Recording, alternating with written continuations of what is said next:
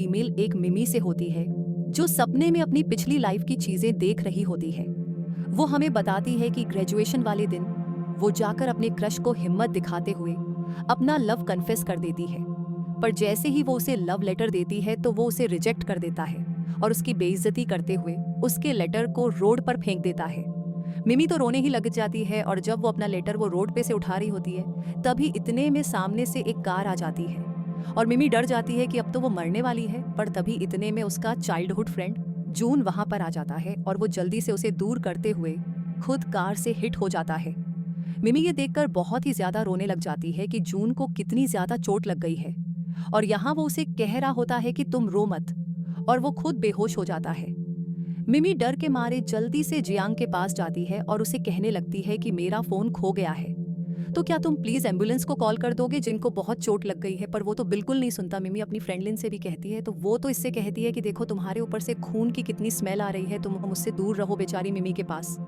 फिर कोई ऑप्शन नहीं बचता है और वो जून को पकड़ के रो रही होती है और पिछली लाइफ की यही सारी चीजें मिमी जब सपने में देख रही होती है तभी इतने में उसकी फ्रेंड लीन उसे उठाती है और कहने लगती है कि चलो जल्दी जल्दी से हमें इवेंट के लिए चलना है ना, आज कॉलेज का सेकेंड ईयर का इवेंट है और जंग स्टेज पे जाने वाला है अवार्ड लेने के लिए, तो हमें उसे चेयर करने के लिए चलना था ना। मिमी शॉक होती है कि ये सब क्या चल रहा है। वो तुरंत अपने आप को पिंच करने लगती है, सोचती है कि ये सब रियल है, तो यानी मैंने अभी जो सारी चीजें देखी थी क्या वो सपना था। वो सोचती है कि सपने में तो ग्रेजुएशन का लास्ट ईयर चल रहा था और अभी तो सेकेंड ईयर है, तो यानी मैं सेकेंड ईयर के टाइम पर रिबर्न हो गई हूँ। फिर इतने में लेन उसे कहने लगती है कि मैं यहाँ तुमसे बात कर रही हूँ और तुम कौन सी ख्यालों में कोई हुई हो। तो फिर मिमी कहती है कि बोलो क्या बोलना है। तो वो बताती है कि मैं जियांग को मैसेज कर दिया हूँ कि हम लोग भी इवेंट के लिए आ रहे हैं, तो वो हमारे लिए सीट अरेंज करके रखेगा, लेकिन अगर तुम्हें सीट चाहिए तो तुम्हें मुझे प्लेस करना होगा। मिमी कहती है कि जियांग का नाम तुम बार बार लेती रहती हो, तो मुझे लगता है कि तुम उसे ज्यादा पसंद करती हो, है ना।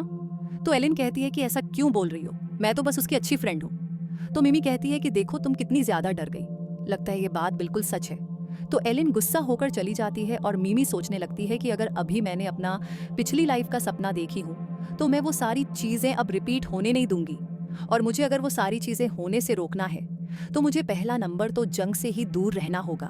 फिर मिमी जैसे ही इस इवेंट के लिए पहुंचती है तो जियांग का फ्रेंड उसे बताने लगता है कि देख मी आ गई है, पर मिमी यहाँ बैठने के बजाय पीछे चली जाती है।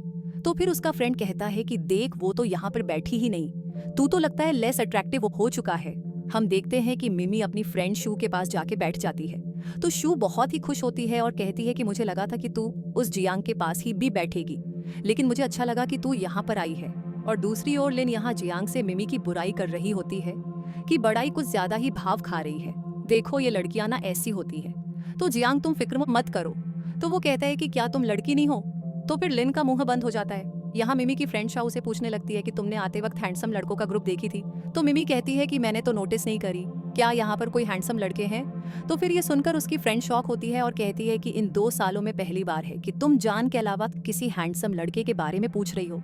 फिर शाओ मिमी को एक फोटो दिखाने लगती है और कहती है कि ये हैंडसम लड़का देखो, आज मैंने इसे अपने कॉलेज में देखी थी और मैंने इसका जल्दी से फोटो ले ली।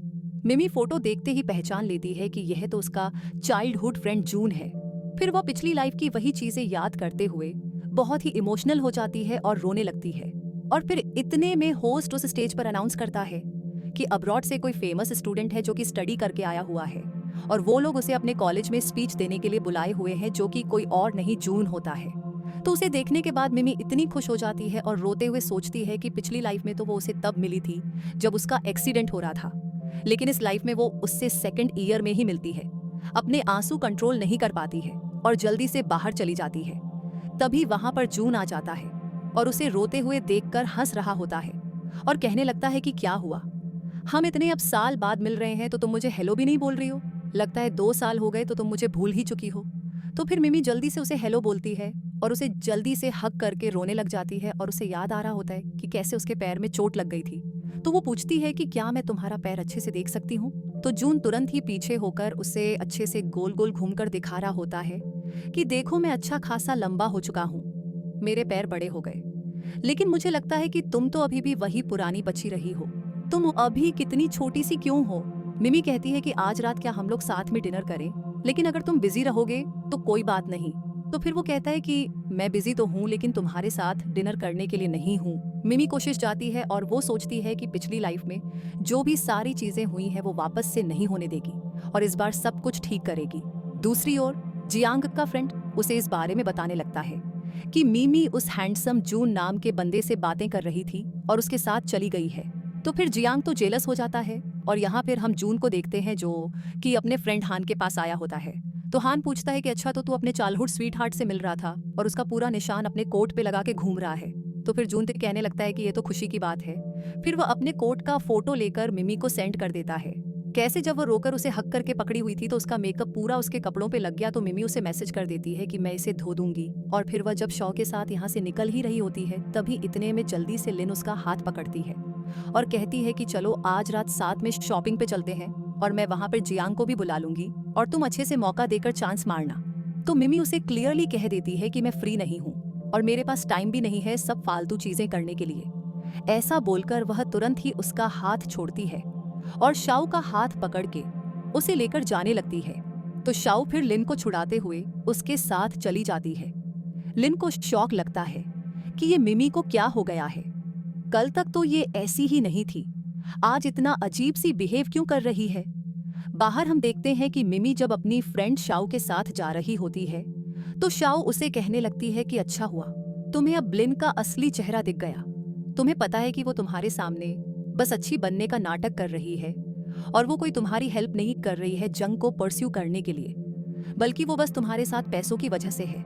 मिमी फिर याद कर रही होती है कि कैसे पीछे लाइफ में ही उसने उसे धोखा दे दी थी। जब उसने एम्बुलेंस को उसे कॉल करने के लिए बोली थी तो उसने साफ उसे अपने आप से उसे दूर रहने बोली थी। मिमी सोचती है कि मैं तो इतनी इडियट थी कि उसे कभी जान ही नहीं पाई और शू को तो पहले ही पता लग गया कि वो सच में अच्छी नहीं है। फिर मिमी शू से कहने लगती है कि चलो हम लोग पेंटिंग स्टूडियो चलते हैं। तो वो कहती है कि लेकिन तुमने तो व्हाइट ड्रेस पहनी हुई हो। मिमी सोचती है कि हाँ लिन ने उसे बताई थी कि जियांग को व्हाइट कलर पसंद है इसलिए उसके पास सिर्फ व्हाइट ड्रेस ही है। वो उसे कहती है कि मुझे कोई फर्क नहीं पड़ता है, मैं आज अच्छे से पेंटिंग करना चाहती हूँ। और अब फिर वो शाओ के साथ स्टूडियो चली जाती है और फिर मिमी अकेले ही बैठकर इतनी अच्छी पेंटिंग बनाती है कि शाओ भी देखती रह जाती है। और फिर जब दोनों यहाँ से चले जाते हैं तभी जियांग यहाँ अपने फ्रेंड के साथ आया होता है और वो मिमी की ये पेंटिंग देखकर पूरा का पूरा शॉक हो जाता है कि वो इतनी ज्यादा टैलेंटेड है। दूसरी ओर हम देखते हैं कि मिमी यहाँ अलग कलर की ड्रेस पहनकर अच्छे से तैयार हो जाती है। तभी इतने में लिन जैसे ही उसे देखती है तो कहने लगती है कि ये तुमने कैसी ड्रेस पहनी हो। तुम्हें पता है ना कि जियांग को ऐसे टाइप की लड़की बिल्कुल पसंद नहीं होती है जो इतना तैयार होती है। तो फिर मिमी कहती है कि मुझे उससे कोई फर्क नहीं पड़ता है, मैं अपने लिए तैयार हो रही हूँ। तो फिर लिन कहती है कि ऐसा कैसे हो सकता है, मुझे पता है कि तुम जंग से मिलने जा रही हो इसलिए इतना ड्रेसअप हो रही हो ना। देखो तुम्हें मुझे बताना चाहिए ना, मैं जंग से बात करके तुम्हारे लिए भी सीट अरेंज करवा दूंगी। मिमी कहती है कि किसने कहा कि मैं उससे मिलने जा रही हूँ। ऐसा बोलकर वह तुरंत ही चली जाती है। तो भी लीन को यकीन नहीं होता है और यह सोचती है कि बढ़िया ही ज्यादा ही भाव खा रही है, पक्का यह जंग से मिलने जा रही होगी। दूसरी तरफ मिमी तो जून के साथ डिनर पे गई होती है और यहाँ पर जब वो रेस्टोरेंट में पहुँचती है तो वो पूछती है कि तुम्हें कैसे पता कि मुझे इसी रेस्टोरेंट का खाना पसंद है। तो वो बताता है कि तुमने हमेशा इसी रेस्टोरेंट का ही तो पोस्ट करी थी ना। वो शॉक होती है कि इन 2 सालों में उसने उसके पोस्ट के ऊपर नजर रखा था लेकिन उसने कभी उसे कमेंट भी नहीं करा। फिर यहाँ वो सब उसकी पसंद का खाना ऑर्डर करती है और दोनों ही एक दूसरे से अपने बचपन के बारे में बातें करने लगते हैं और जून उसे उसके नेक नेम से बुला रहा होता है। तो मिमी कहती है कि अब मैं बच्चे नहीं हूँ और वो याद करती है कि दोनों ही बचपन से कितने अच्छे फ्रेंड थे। फिर यहाँ दोनों डिनर करने के बाद जब बाहर जाते हैं तो जून पूछ रहा होता है कि जब मैं अब्रॉड गया हुआ था तो तुम यहाँ पे हैप्पी थी। तो मिमी कहती है कि हाँ तुम्हारे जाने के बाद पहले तुम्हें हैप्पी नहीं थी, मुझे आदत ही नहीं हो रही थी। और फिर वो जून से इस बारे में पूछने लगती है कि तुम मुझे ये बताओ कि तुम तो अब्रॉड में स्टडी कर रहे थे ना, तो अचानक से यहाँ पर क्यों आ गए, अभी तो तुम्हारा स्टडी कंप्लीट भी नहीं हुआ होगा। तो जून तो मन में सोच रहा होता है कि वो स्पेशली यहाँ पर इसलिए आया है क्योंकि उसे फिक्र थी कि जियांग कहीं उसे बुली ना करे। फ्लैशबैक में हम देखते हैं कि हाई स्कूल टाइम में जून ने सुमी से डील किया था कि वो दोनों सेम यूनिवर्सिटी जाएंगे और फिर मिमी जियांग को पसंद करने लग गई थी, तो उसने इस डील के बारे में भूल ही गई थी। इस बात से फिर मिमी अपसेट होती है कि वह तो अपना प्रॉमिस भूल गई। वो जंग से कहती है कि क्या तुम मुझे बताओगे कि तुम अचानक से क्यों आए हो। तो फिर वो बताता है कि मैंने एक्चुअली में तुम्हारे बारे में सपना देखा कि तुमने जियांग से शादी कर ली और फिर तुम हैप्पी नहीं थी। तो मिमी उसे कहती है कि तुम फिक्र मत करो, वो सपने की चीजें कभी रियल में नहीं होगी, मैं तुमसे प्रॉमिस करती हूँ। तो फिर वो कहता है कि ठीक है फिर, और दोनों ही हक करते हैं।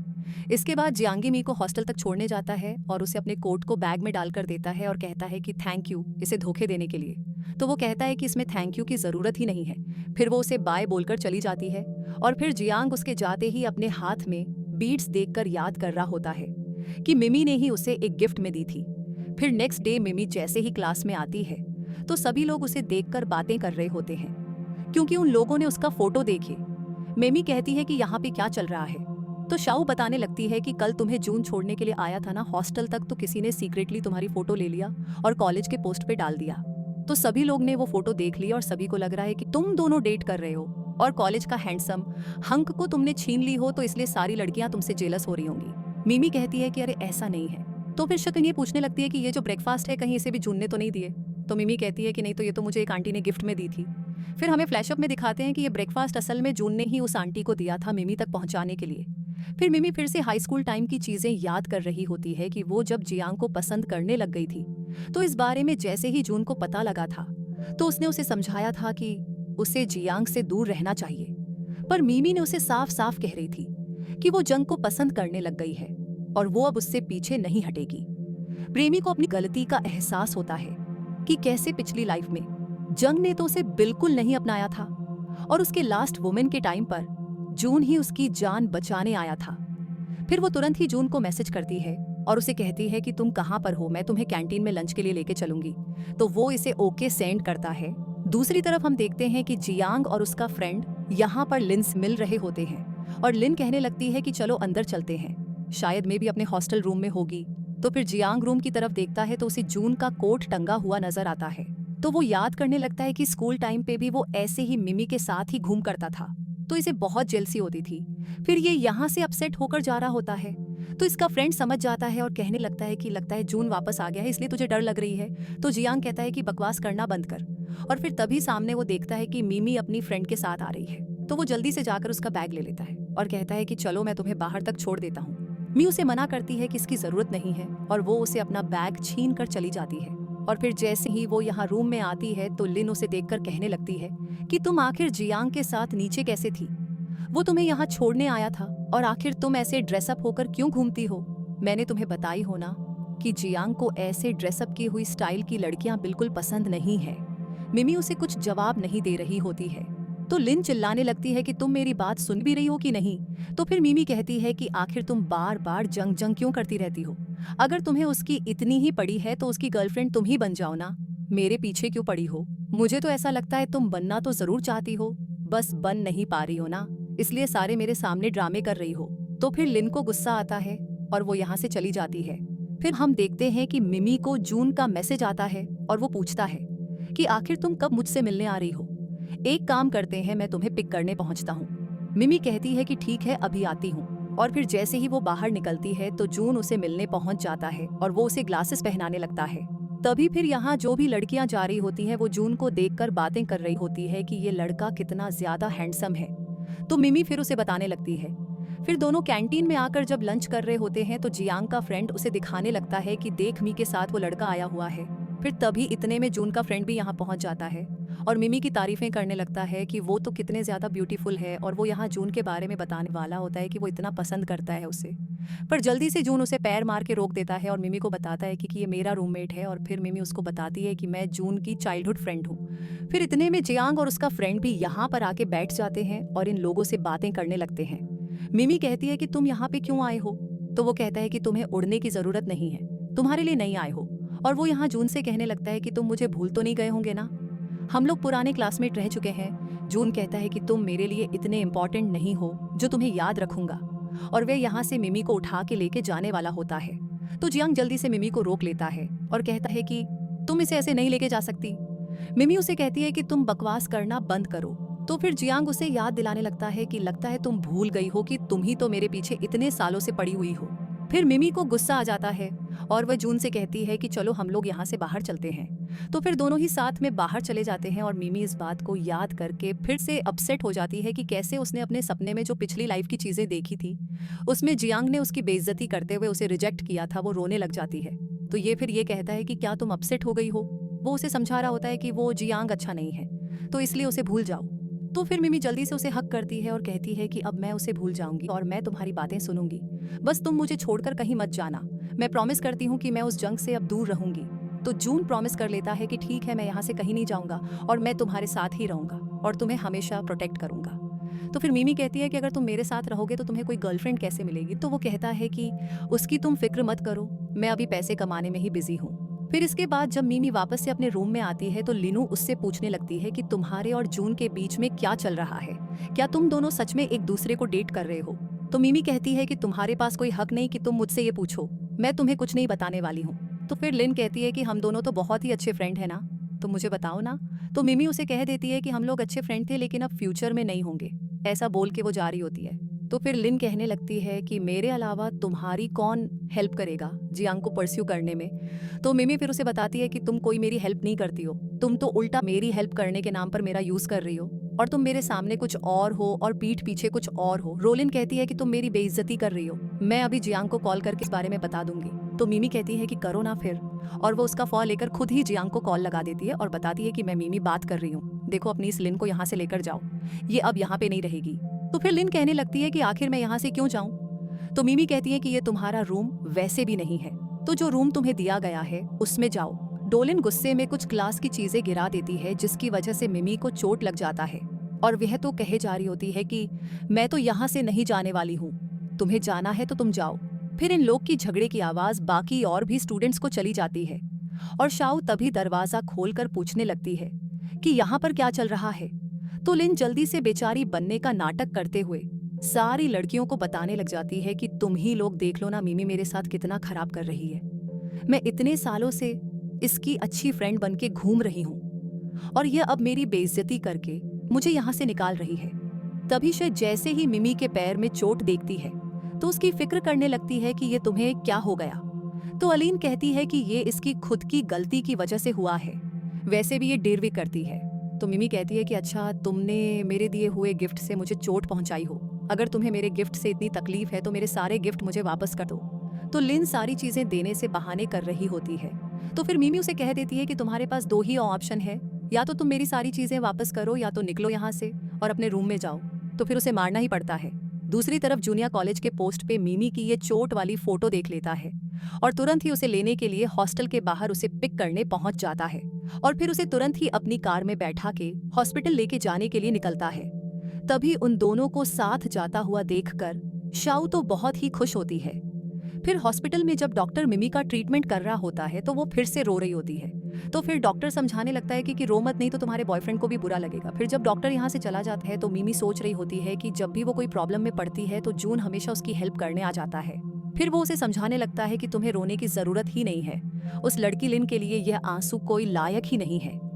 जून सजेस्ट करने लगता है कि क्यों ना तुम हॉस्टल से निकल जाओ और कहीं और रह लो, क्यों ना मैं तुम्हारे लिए कॉलेज के पास एक घर ले लेता हूँ। तो फिर मिमी कहती है कि लेकिन मुझे अकेले नहीं रहना है। तो फिर जून कहता है कि ठीक है, फिर मैं तुम्हारे साथ रह लूंगा। तो वो कहती है कि हम दोनों साथ में रहेंगे। तो जून बताता है कि मेरे कहने का मतलब है कि मैं तुम्हारे बाजू वाले घर में रहूंगा, लेकिन हाँ अगर तुम सेम घर में रहना चाहती हो तो कोई बात नहीं। तो फिर मिमी उसे मारती है। वो कहता है कि सॉरी मुझसे गलती हो गई। फिर जैसे ही दोनों कार से वापस आते हैं तो कुछ लड़कियां यहाँ पर उन लोग का इंतजार कर रही होती है। साथ ही में जियांग भी खड़ा होता है और वो तुरंत ही मिमी से पूछने लग जाता है कि तुम लोग आखिर कर क्या रहे हो। तो फिर जून चिल्लाता है कि तुम्हें दिख नहीं रहा है या फिर तुम ब्लाइंड हो चुके हो। मिमी से चिल्लाती है कि तुम जरूरी इनको सपोर्ट करने आए होंगे ना। तो फिर वह कहता है कि तुम कार से बाहर निकलो, मैं तुम्हें उठा लेता हूँ और लेके चलता हूँ। पर मिमी कार का डोर लॉक कर लेती है। तो जंग पूछता है कि इसका क्या मतलब है। तो जून कहता है कि एक काम करो, तुम यहाँ पे लिन को बुलाओ और उसे बोलो कि वो अभी मिमी से माफी मांगे। तो फिर जंग लिन से कहने लगता है कि इसी वक्त ही मिमी से सॉरी बोलो। तो उसके कहने पर फिर लिन सॉरी बोलती है और कहती है कि क्या तुम मुझे माफ करोगी। फिर जून जल्दी से मिमी को लेकर बाहर आता है और वो कहने लगता है कि तुम्हें बहुत ही उस हॉस्टल रूम में रहने का शौक है ना, तो अब तुम ही वहां पे रहो। मिमी वहां पे नहीं रहेगी और फिर वो उसे शोज के पास भेज देता है और अपने फ्रेंड को भी बोलता है कि तुम लोग भी जाओ यहाँ से। जैसे ही सभी चले जाते हैं तो फिर जून जियांग को सीधा एक पंच मारता है और उसे चिल्लाता है कि इन 2 सालों में तुमने मिमी को कितना तंग किया है, मैं उसे तुम्हारे हवाले छोड़ के गया था। फिर जियांग उसे चिल्लाने लगता है और कहता है कि तुम जरूर मी के लिए वापस आओगे ना, तो मैं तुम्हें बता दूं कि वो तुम्हें पसंद करती नहीं है और उल्टा 2 साल पहले उसने मुझे कन्फेस भी करी थी। फिर यहाँ फाइट करने के बाद जैसे ही जंग अपने हॉस्टल रूम में आता है तो उसका फ्रेंड पूछने लगता है कि वो इतना मार खाया हुआ है। जंग इसका जवाब नहीं देता और वो स्मोक करने लग जाता है। तो फिर इसके फ्रेंड को ये भी शॉकिंग लगता है कि वो कितने टाइम बाद स्मोक कर रहा है। वो याद करता है कि मिमी ने असल में उसे स्मोक करने से मना करी थी कि ये हेल्थ के लिए अच्छा नहीं होता। उसका फ्रेंड पूछता है कि आखिर तू मिमी को डिसलाइक करता है या फिर तू एडमिट करना ही नहीं चाहता कि तू उसे लाइक करता है। नेक्स्ट हम देखते हैं कि जून जब मिमी से मिलने जाता है तो उसके मुंह पर चोट के निशान देखकर वो समझ जाती है कि उसने और जंग ने मिलकर फाइट करी है। फिर वो उसकी फिक्र कर रही होती है कि उसे बहुत दर्द हो रहा होगा। तो फिर जून कहने लगता है कि लगता है मेरी चोट तो वर्थ ही ट्रीट रही। मिमी कहती है कि फिर तो लगता है तुम चोट खाने के बाद स्टूपिड हो चुके हो। फिर वो पूछने लग जाती है कि आखिर तुम दोनों ने फाइट क्यों करी, क्या मेरी वजह से? तो फिर ये कहता है कि बिल्कुल नहीं, हम दोनों एक्चुअल में एक दूसरे को पसंद नहीं करते ना, इसलिए फाइट करे। और वैसे अगर तुम्हें कोई भी चीज़ की ज़रूरत होगी तो तुम मुझे बताया करना। तो वो पूछती है कि अगर तुम बिजी रहते हो, तो वो कहता है कि मैं कितना भी बिजी रहो तुम्हारे लिए नहीं रहूंगा। और फिर उसे उसका ब्रेकफास्ट पकड़ाकर जून यहाँ से चला जाता है। फिर मिमी जब अपने क्लास के लिए पहुंचती है तो वो सोचती है कि मैंने जियांग की वजह से ही इस कोर्स को चुन ली थी और अब तो मैं बुरी फंस चुकी हूँ। तभी इतने में जंग का फ्रेंड उसे बात करने आ जाता है। तो मिमी उसे बताने लगती है कि देखो, मेरे और जंग के बीच में कुछ भी नहीं हो सकता, इसलिए हम दोनों की जोड़ी बनाना बंद कर दो। तो फिर वो पूछता है कि क्या तुम जून की वजह से ऐसा कर रही हो? तो मिमी उसे जवाब नहीं देती। फिर जियांग इसे यहाँ अपने पास ही बैठने के लिए फोन करता है और मिमी से बातें करी जा रहा होता है, तो वो तो बिल्कुल इस पे ध्यान नहीं देती है। फिर क्लास में सर आ जाते हैं और वो मिमी से पूछने लगते हैं कि क्या जंग उसका बॉयफ्रेंड है। तो फिर वो तो साफ क्लियर कर देती है कि ये कोई मेरा बॉयफ्रेंड नहीं है। फिर क्लास में जो भी लड़कियां होती हैं वो सारी मिमी के बारे में गॉसिपिंग करने लगती है कि ये लड़की तो हमेशा जियांग के पीछे घूमा करती थी, तो अब क्या हो गया, अब उससे पीछे छुड़ा ली। ओ हाँ, अब इसे दूसरा हैंडसम लड़का मिल गया। इस वजह से क्लास खत्म होते ही सब जाने लगते हैं और जियांग का फ्रेंड भी उसे मिमी के पास बात करने के लिए छोड़कर चला जाता है। और फिर जियांग यहाँ मिमी से पूछने लगता है कि तुम मेरी गर्लफ्रेंड बन जाओ, तो वो साफ मना कर देती है कि मैं तुम्हें लाइक नहीं करती हूँ। तो फिर वो और चिल्लाने लगता है कि अच्छा, लाइक नहीं करती हो, तुम मेरे पीछे क्यों पड़ी हुई थी? तो वो कहती है कि अब लेकिन नहीं करती हूँ, पहले करती थी। तो जियांग पूछता है कि तुम जून को लाइक करती हो? मी मान लेती है कि हाँ, मैं उसे ही लाइक करती हूँ और फिर वो यहाँ से उठकर चली जाती है। फिर जैसे ही जियांग बाहर आता है तो उसका फ्रेंड पूछता है कि तूने उसे बताया कि नहीं कि तू उसे लाइक करता है? तो जियांग इसे चिल्लाता है और कह देता है कि दोबारा मुझे ऐसा बोलना भी मत, मैं उसे कोई लाइक नहीं करता हूँ। तो इसका फ्रेंड तो समझ नहीं पाता कि क्या चल रहा है। फिर नेक्स्ट सीन में हम देखते हैं कि मिमी जून के फ्रेंड के साथ होती है और वो जून को कॉल लगाकर उससे पूछने लगती है कि तुम अभी मीटिंग में हो क्या? मुझे एक चीज़ बताना था कि आज मैंने तुम्हारा यूज़ कर रही हूँ। तो फिर वो पूछता है कि आखिर तुमने क्या करी? तो फिर मिमी बता देती है कि मैंने जियांग को बताती हूँ कि मैं तुम्हें लाइक करती हूँ। ये सुनते के साथ ही वो कॉल कट कर देता है। तो फिर मिमी शॉक होती है और वो उसके फ्रेंड से पूछती है कि आखिर ये क्या है? तो फिर ये कहता है कि फिक्र मत करो, वो तुम पर गुस्सा थोड़ी ना हो सकता है, जरूर उसे कोई काम पड़ गया होगा। फिर उसके बाद हम देखते हैं कि जून यहाँ मिमी से मिलने पहुंच जाता है। तो फिर वो उसे देखकर खुश होती है और पूछती है कि क्या तुम गुस्सा हो गए थे? तो वो कहता है कि ऑफ कोर्स नहीं। तो मुझे ये बताओ कि क्या जियांग ने तुम्हें बुली किया है? मिमी पूछती है कि मैंने तुम्हारा यूज करी तो तुम इस वजह से गुस्सा नहीं हो? तो वो कहता है कि तुम मेरा यूज कर सकती हो। जून पूछता है कि तुम मुझे बताओगी कि आखिर हुआ क्या था? तो फिर मिमी सब उसे बताने लगती है कि क्लास के बाद कैसे जियांग उसके पीछे पड़ गया था और उसे पूछने लग गया था कि वो उसे लाइक करती है कि नहीं और वो उसकी गर्लफ्रेंड बनेगी कि नहीं। तो फिर यहाँ ये सुनने के बाद जून उसे पूछता है कि फिर तुमने क्या उसे जवाब दी?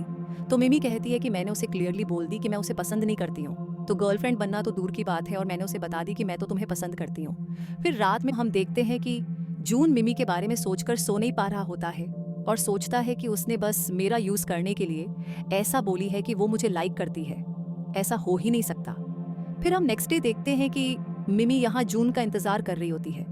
तभी इतने में जियांगस के पास पहुंच जाता है, तो वो उससे क्लियरली फिर से वही सारी चीजें बोलने लगती है कि मैं तुम्हें पसंद नहीं करती हूँ। तो फिर ये कहने लगता है कि आखिर तुम कब तक ऐसे खड़ी रहोगी, तुम्हें चोट लगी हुई है तो मैं तुम्हें हॉस्पिटल लेके चलता हूँ। मिमी नहीं मान रही होती है तो भी इसे जबरदस्ती कार में बैठा के हॉस्पिटल लेके जाता है। फिर डॉक्टर जब यहाँ मिमी का ट्रीटमेंट कर रहा होता है तो उससे पूछता है कि आज तुम्हारा बॉयफ्रेंड नहीं आया? तो मिमी कहती है कि हाँ, नहीं आया। जियांग ये सब सुन रहा होता है और डॉक्टर फिर पूछने लगता है कि ये कौन है? तो मिमी बताती है कि ये बस मेरे कॉलेज का सीनियर है। और जैसे ही ट्रीटमेंट कंप्लीट हो जाता है तभी यहाँ जून भी पहुँच जाता है और उसे देख के फिर डॉक्टर भी खुश होता है कि देखो तुम्हारा बॉयफ्रेंड तो आ गया है। और फिर जून यहाँ से मिमी का हाथ पकड़ के लेके जा रहा होता है। तो जियांग बस गुस्से में इन दोनों को देखते हुए फिर कहने लगता है, ये कोई छोटी बच्ची नहीं है तो इतना क्या चिपक रहे हो? तो फिर जून कहता है कि हम लोग बचपन से ही ऐसी ही है, तो तुम होते कौन हो बोलने वाले? और ऊपर से अब तो मैं मिमी का बॉयफ्रेंड भी हूँ। फिर मिमी कहने लगती है कि मुझे भूख लग रही है, तो जून उसे अपने साथ लेके जा रहा होता है और जियांग को चिढ़ाते हुए चला जाता है। और फिर मिमी और जून जब दोनों साथ में कार से जा रहे होते हैं, तभी जून उससे कह रहा होता है कि तुम्हें अकेले हॉस्पिटल जाना पड़ा तो तुम कहीं स्टिचेस लगने पे ज्यादा डर तो नहीं रही थी? तो वो कहती है कि मुझे पता ही नहीं चला क्योंकि जियांग ने मेरी आंखें कवर कर लिया था। और फिर मिमी यहीं बैठे बैठे सो जाती है।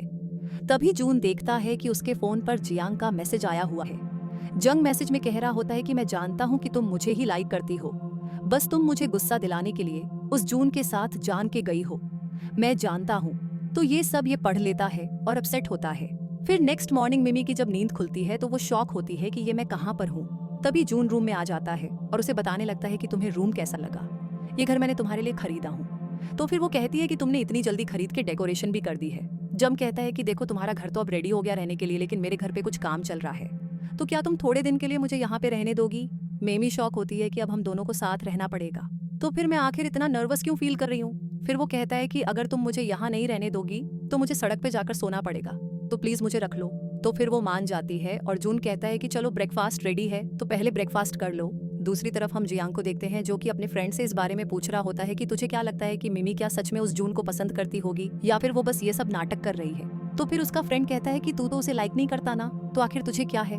पर फिर जियांग को गुस्से में देखकर वह कहने लगता है कि देख, आखिर वह तुझे लाइक करती थी तो इतनी आसानी से उसका दिल तो बदल नहीं सकता, लेकिन क्योंकि आखिर जून उसका चाइल्डहुड फ्रेंड है और वो इतना हैंडसम भी है, साथ ही इतना अमीर भी है, तो एक ना एक दिन तो वो उसे पसंद आ ही जाएगा और तू बस देखता रह जाएगा। और वो उन दोनों की साथ की फोटो भी दिखाने लगता है और कहता है कि देख दोनों कितने परफेक्ट मैच लग रहे हैं। तो फिर जियांग बस ये देख के जेलस हो रहा होता है। दूसरी तरफ हम देखते हैं कि मिमिया सोच रही होती है कि अब वह दोनों सच में साथ में रह रहे हैं। फिर इतने में मिमी को जून की आवाज आती है और वो उसे कहने लगता है कि मैं अपने कपड़े लाना भूल गया हूँ तो तुम लाके दे दो। तो फिर मिमी जाकर उसे कपड़े दे देती है तो वो उसे थैंक्स बोलता है। इतने में जैसे ही वो यहाँ से जाने वाली होती है तभी स्लिप होके नीचे गिर जाती है। तभी फिर जून आता है और उसे उठा के लेके जाता है और पूछता है कि तुम्हें चोट तो नहीं लग गई? तो कहती है कि कुछ नहीं, बस एल्बो में ही लगा है। फिर जब वो उसकी केयर कर रहा होता है तो हमें याद करती है कि जब से वो छोटी थी और उसे चोट लग जाया करती थी तो वही उसकी केयर करता था। वो सोचती है कि ये चोट तो कुछ भी नहीं है, जब उसे एक्सीडेंट में इतनी ज्यादा चोट लगी थी वो बहुत बड़ी थी, और यही याद करके वो रोने लगती है। तो जून उसे कहता है कि रो मत, देखो मैं हमेशा तुम्हारे साथ रहूंगा और तुम्हें प्रोटेक्ट करूंगा। फिर रात में मिमी जियांग का जब मैसेज देखती है तो उसे रिप्लाई दे देती है कि मैं कोई जून का यूज करने के लिए, तो मैं ऐसा नहीं बोल रही हूँ कि मैं उसे लाइक करती हूँ, बल्कि मैं तो सच में उसे लाइक करती हूँ। और फिर ये मैसेज वो उसे भेज देती है और खुश होने लगती है। नेक्स्ट हम देखते हैं कि मिमी से मिलने उसकी फ्रेंड शू आई होती है और वो उससे बताने लगती है कि तुम्हारे रूम में वो लेन बार बार किसी भी लड़कियों को लेकर आती रहती है और उसने तुम्हारे सामान को भी इधर से उधर कर दिए।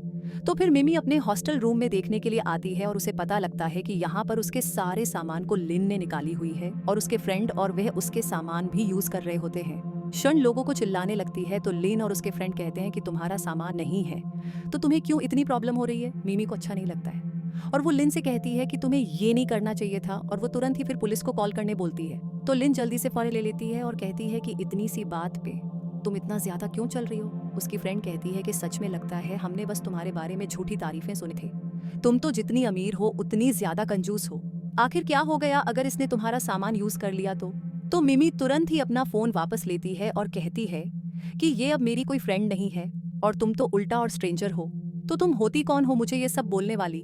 मिमी कहती है ठीक है, तुम नहीं चाहती ना कि मैं पुलिस को कॉल करूं तो ये सारी चीजों के पैसे मुझ पे करो। लिन फिर अपनी फ्रेंड से कहती है और फिर इसके फ्रेंड पैसे पे कर देती है और फिर दोनों यहाँ से चले जाते हैं। शो फिर मिमी से कहती है कि तुम अगर पहले से ही ऐसी बिहेव करती ना तो वो तुम्हारा फायदा नहीं उठा पाती, लेकिन अब मैं बहुत ही खुश हूँ कि तुम वापस से पहले वाली मिमी बन चुकी हो। और ऐसा लगता है कि जब से जून वापस आया तब से ऐसा हुआ है। फिर शाओ को कुछ काम पड़ जाता है तो वो अपना चली जाती है और तभी मिमी यहाँ एक फाइल देखकर याद करने लगती है कि हाई स्कूल टाइम में उसने जियांग से इस पे नोट लिखवाई थी। फिर वो तुरंत ही इसे बंद करके बॉक्स में रख देती है और फिर मिमी को जून का मैसेज आता है और वो इसे बाहर मिलने के लिए बुलाता है। जब मिमी जा रही होती है तभी इसे रास्ते में जियांग मिल जाता है और वो इसे अपना नेकलेस दिखाते हुए पूछने लगता है कि क्या तुम्हें ये याद है? तो वो कहती है कि मुझे नहीं याद है। तो फिर वो उसे पकड़ के रोकता है और कहता है कि तुम ऐसे कैसे भूल सकती हो, तुमने मुझे दी दी और अब आखिर तुम ऐसे कैसे पलट सकती हो कि तुम मुझे लायक ही नहीं करती। मिमी फिर